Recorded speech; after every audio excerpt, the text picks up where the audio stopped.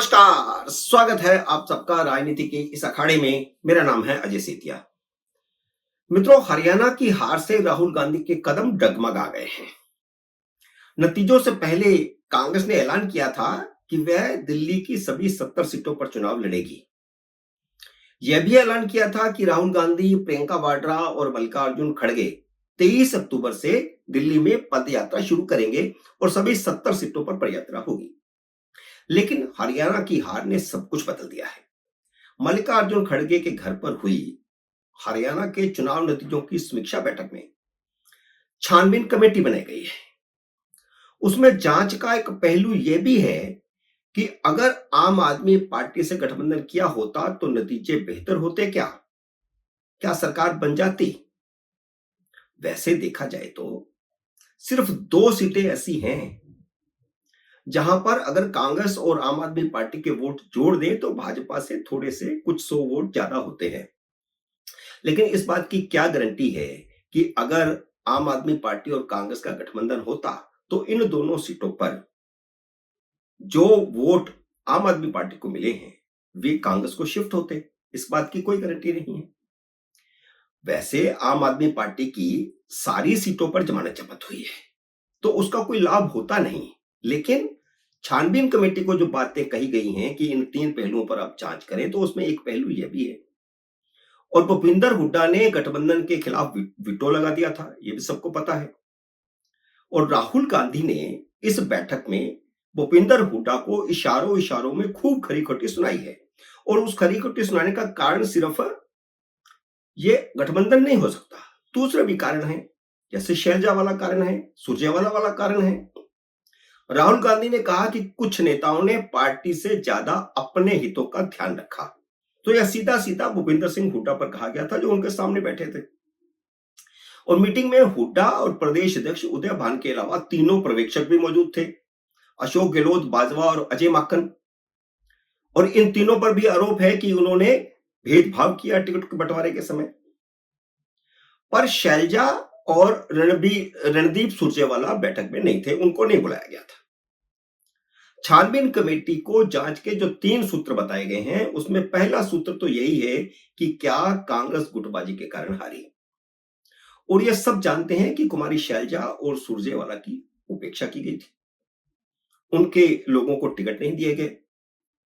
वैसे इसके लिए हुड्डा खुद जिम्मेदार नहीं है, इसके लिए जिम्मेदार कांग्रेस आलाकमान है, जिसने 90 में से 72 टिकटें हुड्डा समर्थकों को दे दी।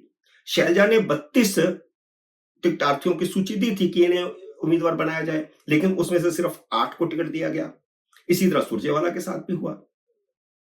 और शैलजा कोटे से टिकट पाने वाले परविंदर पाल परी ने खुलेआम आरोप लगाया है कि उन्हें हुड्डा ने हरवाया।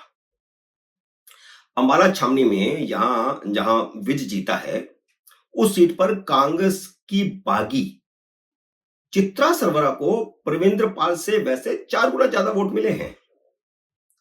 लेकिन क्योंकि परविंदर पाल शैलजा कोटे का था इसलिए उसने ये आरोप लगाया है कि हुड्डा ने हरवाया। तो इसका मतलब ये है कि चित्रा को हुड्डा ने खड़ा किया जो कि कांग्रेस की बागी उम्मीदवार थी।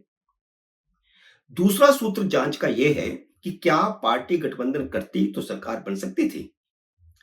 अब इस पर जो रिपोर्ट आएगी उसी से दिल्ली में आम आदमी पार्टी से चुनाव गठबंधन की बात तय होगी। राहुल गांधी हरियाणा में भी गठबंधन चाहते थे और हुड्डा ने वीटो लगा दिया था। अब वे दिल्ली में भी गठबंधन चाहते हैं, यह इसी बात से संकेत मिल जाता है। क्योंकि छानबीन को जो कहा गया है कमेटी को, तो उसमें एक विषय यह डाल देना, तो इसका मतलब यह है कि राहुल गांधी चाहते हैं कि जो गलती हरियाणा में हो गई है वह दिल्ली में ना हो। हरियाणा से सबक सीखकर अब राहुल गांधी दिल्ली में केजरीवाल से किसी न किसी तरह गठबंधन चाहते हैं, भले वो 10 सीटें दे। हालांकि 10 भी नहीं देने वाला, केजरीवाल उन्हें 5-7 सीटों से ज्यादा ऑफर नहीं करने वाले। क्योंकि जब आम आदमी पार्टी ने हरियाणा में 10 सीटें मांगी थी तो उनको नहीं दी थी। और वैसे भी आम आदमी पार्टी के 62 एमएलए तो इस समय हैं, तो कम से कम 60 तो वो लड़ेंगे ही। कांग्रेस की मजबूरी को देखते हुए आम आदमी पार्टी ने अकेले लड़ने का ऐलान कर दिया है। तीसरा सूत्र जो छानबीन कमेटी को कहा गया है जांच करने का, वह यह है कि क्या ईवीएम ने कांग्रेस को हराया? कांग्रेस ईवीएम का शोर मचा रही है। उसकी चुनाव आयोग से जो खटपट चल रही है, उसका जिक्र मैं बाद में करूंगा। कांग्रेस ने ईवीएम का मुद्दा उठा तो दिया है, लेकिन उसके पास कोई सबूत नहीं है। इसलिए जांच कमेटी से कहा गया है कि वह हार के कारणों की जांच करते समय इस पहलू पर भी जांच करें। लेकिन हरियाणा के चुनाव नतीजों से कांग्रेस के भीतर बम फूट रहे हैं।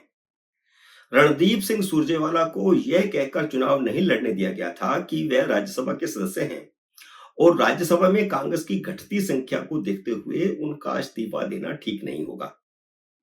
उनके बेटे को टिकट दिया गया, वे जीते भी हैं।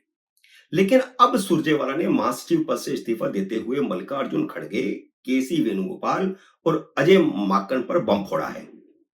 उन्होंने कहा है कि उदयपुर में एक व्यक्ति एक पद तय हो गया था, तो मल्लिकार्जुन खड़गे पार्टी के अध्यक्ष भी बने हुए हैं, राज्यसभा में विपक्ष के नेता भी बने हुए हैं। तो ये क्यों?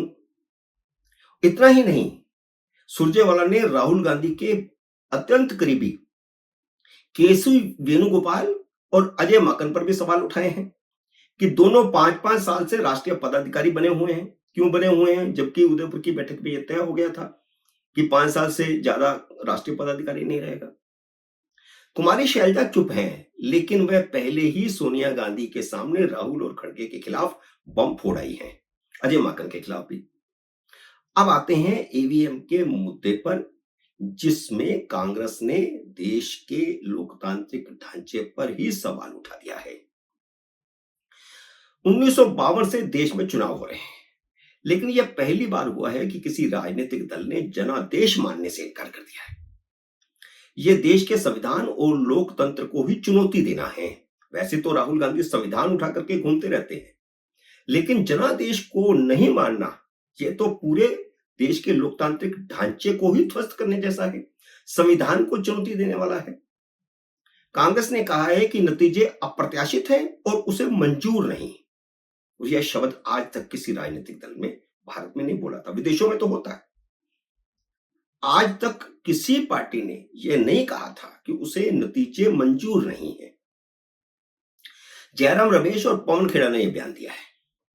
बाद में चुनाव आयोग को दिए ज्ञापन में कांग्रेस ने उन ईवीएम मशीनों को सील करने की मांग की है जिनके बारे में वोटिंग के समय या फिर गिनती के समय शिकायत की गई थी। चुनाव आयोग ने डेलीगेशन से तो मुलाकात की, लेकिन जयराम रमेश और पवन खेड़ा के बयान पर कड़ा नोटिस लिया है। मल्लिकार्जुन खड़गे को चिट्ठी लिखी गई है और चिट्ठी में आयोग ने कहा है कि यह बयान देश की लोकतांत्रिक परंपरा के खिलाफ है। जनादेश को ठुकराना पूरी तरह अलोकतांत्रिक है। ये लोकतंत्र की दुहाई देते हैं। तो चुनाव आयोग ने कहा कि आप अलोकतांत्रिक काम कर रहे हैं। बोलने की आजादी के नाम पर इस तरह की बयानबाजी स्वीकार नहीं की जा सकती। ये चुनाव आयोग ने रिटर्न में मल्लिकार्जुन खड़गे को लिखा है। चुनाव आयोग ने यह भी कहा है कि उसने कांग्रेस के डेलीगेशन से सिर्फ इसलिए मुलाकात की क्योंकि कांग्रेस के अध्यक्ष ने इस तरह की बयानबाजी नहीं की थी। कांग्रेस गिनती के समय 7 शिकायतों की बात कर रही है, लेकिन चुनाव आयोग को 6 शिकायतें मिली थी, जिनमें से सिर्फ एक बैटरी को लेकर थी और कांग्रेस बैटरी के कम चार्ज होने का ही शोर मचा रही है।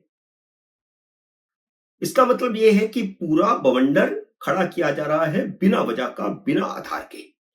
चुनाव आयोग ने, इसीलिए चुनाव आयोग का पलड़ा भारी है, इसलिए मल्लिकार्जुन खड़गे को उन्होंने बहुत सख्त चिट्ठी लिखी है। मित्रों, उम्मीद है मेरा ये वीडियो आपको पसंद आया होगा। इसे लाइक और शेयर कीजिए। अगर आपने अब तक मेरे YouTube चैनल को सब्सक्राइब नहीं किया तो कृपया सब्सक्राइब करके अपना आशीर्वाद दीजिए। जल्दी मिलते हैं अगले वीडियो में किसी अन्य विषय के साथ। तब तक नमस्कार।